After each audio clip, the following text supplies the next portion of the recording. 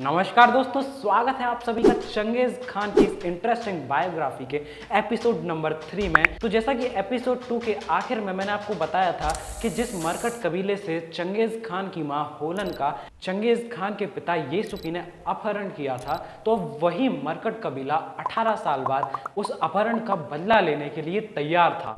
Episode 3 देखने से पहले एपिसोड 1 और एपिसोड 2 जरूर देखें। तो चलिए अब शुरू करते हैं एपिसोड 3, जिसमें हम देखेंगे कि क्या तेमुजिन अपनी पत्नी बोर्टे को क्या मरकट कबीले के चंगुल से बचा पाएगा और क्या ओंग खान इन सब में तेमुजिन की मदद करेंगे। तो चलिए शुरू करते हैं। लेकिन उनकी नज़र होलन पर नहीं थी, उनकी नज़र थी तेमुजिन की पत्नी बोर्टे पर। तेमुजिन का कैरेट कबीले के साथ ना रहकर मध्य एशिया के मैदानों में अकेला रहना अब शायद उस पर बहुत भारी पड़ने वाला था। तेमुजिन का परिवार अब बड़ा हो चुका था और उसके परिवार में उसकी पत्नी बोर्टे के अलावा उसकी माँ होलन और उसका छोटा भाई खसर और सौतेला भाई बेलगुटी और बेलगुटी की माँ सोचिगिल, इसके अलावा एक बूढ़ी उम्र की औरत शामिल थे। एक दिन जब तेमुजिन का परिवार खेरलेन नदी के किनारे बहुत ही गहरी नींद में सो रहा था, तभी मरकट कबीले के एक झुंड ने बहुत ही तेजी से उनकी तरफ बढ़ना शुरू कर दिया। जैसे ही मरकट कबीले का झुंड तेमुजिन के परिवार के निकट आने लगा, तो उनके घोड़े की टापों से तेमुजिन के परिवार की नींद खुल गई। तेमुजिन ने जल्दबाजी में अपनी माँ, दोनों भाइयों और 6 साथियों को लिया और वहां से निकल पड़ा। लेकिन मरकट कबीले से बचने की जल्दबाजी में वो अपनी पत्नी बोर्टे और सौतेले भाई की माँ सोचिगिल और बूढ़ी औरत को वहीं पर छोड़कर चला गया।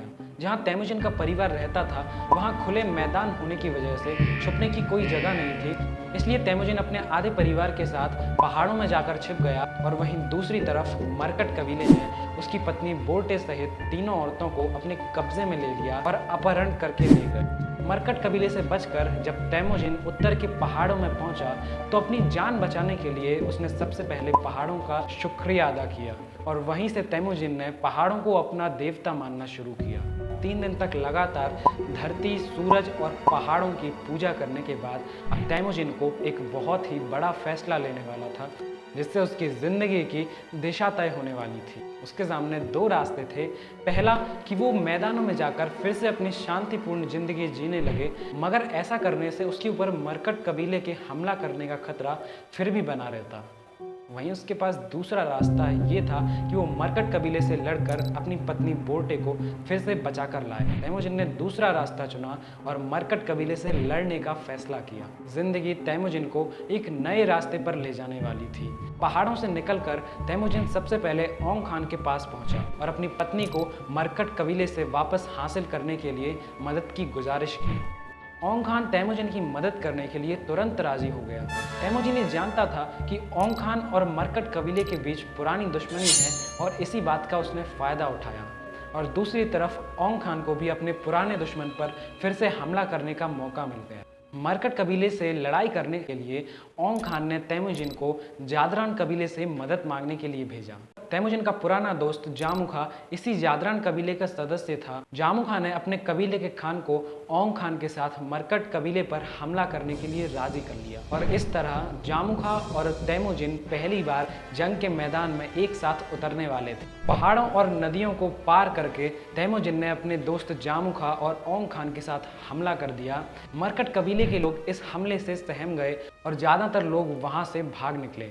मरकट कबीले को भगाने के बाद ज़्यादातर हमलावर सामान लूटने में लग गए, लेकिन तेमुजिन की नज़र सिर्फ अपनी पत्नी बोर्टे को ढूंढ रही थी।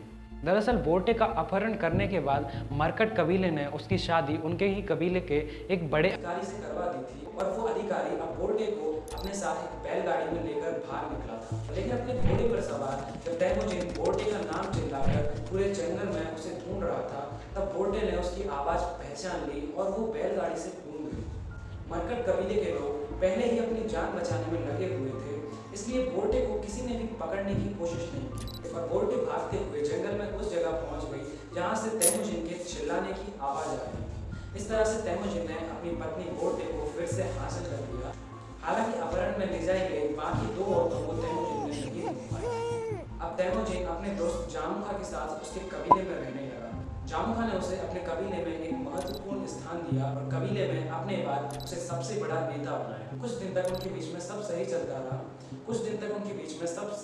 रहा, लेकिन तैमुजिन को किसी के भी अधीन रहना पसंद नहीं था। उसे ये पसंद नहीं था कि जामुखा उसे छोटा भाई कहकर बुलाए और बराबरी की इसी चाह में तैमुजिन और जामुखा के रिश्ते में दरार पैदा करनी शुरू कर दी। सन 1181 में सर्दियां गुजरने के बाद जामुखा ने अपने कबीले को ये आदेश दिया कि वो गर्मियों के लिए दूसरे मैदानों की तरफ जाएंगे। अक्सर जब भी ये कबीला अपनी जगह छोड़कर दूसरे मैदानों के लिए जाता था तो जामुखा अपने घोड़े पर सबसे आगे चलता था और उसके साथ ही उसकी बराबरी से तैमुजिन अपने घोड़े पर चलता था। लेकिन इस बार जामुखा ने तैमुजिन से कहा कि वो अपने घोड़े को उसके बराबर में चलाने के बजाय उसके पीछे लेकर आए। ये बात तैमुजिन के दिल को कचोट गई। वो अपने परिवार के पास लौट गया और उसने अपनी माँ से पूछा कि अब उसे क्या करना चाहिए। उसकी माँ उसे कोई सलाह देती, इससे पहले उसकी पत्नी ने कहा कि ऐसा अपमान सहने से अच्छा कि वो उसके कबीले को छोड़कर चले जाएं। तैमुजिन ने आखिरकार अपनी पत्नी बोटे की सलाह मानी और कबीला छोड़ने के लिए तैयार हो गए। जब रात के अंधेरे में सभी कबीले वाले टेंट लगाकर सो रहे थे तब तैमुजिन अपने परिवार के साथ कबीला छोड़ने की तैयारी कर रहा था। वहीं कुछ लोगों को ये खबर पड़ी कि तैमुजिन कबीला छोड़कर जा रहा है तो उन्होंने भी ये निर्णय लिया कि वो भी तैमुजिन के साथ कबीला छोड़कर जाएंगे। इस तरह तैमुजिन रात के अंधेरे में अपने परिवार और नए साथियों के साथ कबीले का साथ छोड़कर चल दिया। इस घटना के बाद तैमुजिन और जामुखा के बीच एक लंबी दुश्मनी की शुरुआत हो गई जो अगले 20 सालों तक चलती रही। समय के साथ तैमुजिन और जामुखा दोनों के कबीलों का आकार बढ़ रहा था और दोनों के कबीलों में नए परिवार और छोटे छोटे कबीले शामिल हो गए थे। तैमुजिन और जामुखा दोनों ही चाहते थे कि तातार, कैरेट और नेमन जैसे ताकतवर कबीलों की तरह वो भी मंगोलों को एकजुट कर अपना एक ताकतवर कबीला स्थापित कर सकें। जामुखा के साथ 8 साल की लंबी लड़ाई के बाद आखिरकार 26 साल के तैमुजिन ने अपने आप को मंगोलों का सरदार यानी कि खान घोषित कर दिया। इसके बाद उसने नीली झील के पास एक मैदान में अपने समर्थकों को पारंपरिक बैठक के लिए बुलाया।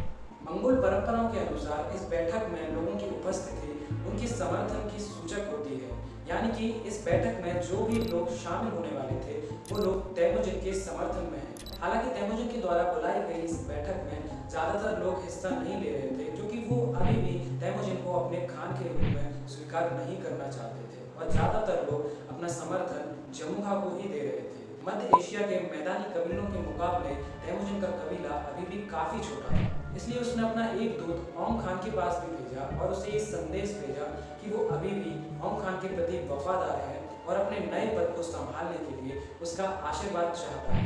ओंग खान ने भी तैमुजिन को अपना समर्थन देने में कोई बुराई नहीं समझी। दरअसल ओंग खान तैमुजिन और जामुखा दोनों को ही अपना समर्थन दे रहा था। ऐसा इसलिए ताकि वो मंगोल के छोटे छोटे कबीलों को आपस में लड़वाता रहे और वो एकजुट ना हो सके, कोई बड़ा कबीला स्थापित ना कर सके।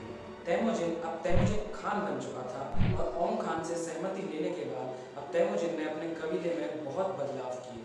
आमतौर पर सरदार का टेंट ही सारी शक्तियों का केंद्र होता था और यहीं से सारे कामों के लिए अनुमति जारी की जाती थी, लेकिन तैमुजिन ने ऐसा नहीं किया।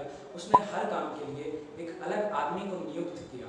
तैमुजिन के अंदर एक काबिलियत कूट कूट कर भरी थी कि वो लोगों को उनकी शक्तियों के अनुसार काम सौंप सके। धीरे धीरे मंगोलों के बीच तैमुजिन की लोकप्रियता बढ़ने लगी और उसके समर्थकों की संख्या भी बढ़ने लगी। वहीं दूसरी तरफ जामुखा के समर्थकों की संख्या में इजाफा हो रहा था। इस एपिसोड को यहीं पर ख़त्म करते हैं, लेकिन जल्द ही मिलेंगे एपिसोड नंबर 4 और इस सीरीज़ के लास्ट एपिसोड में। तब तक के लिए वीडियो को लाइक करें और अगले एपिसोड को देखने के लिए चैनल को सब्सक्राइब करना ना भूलें।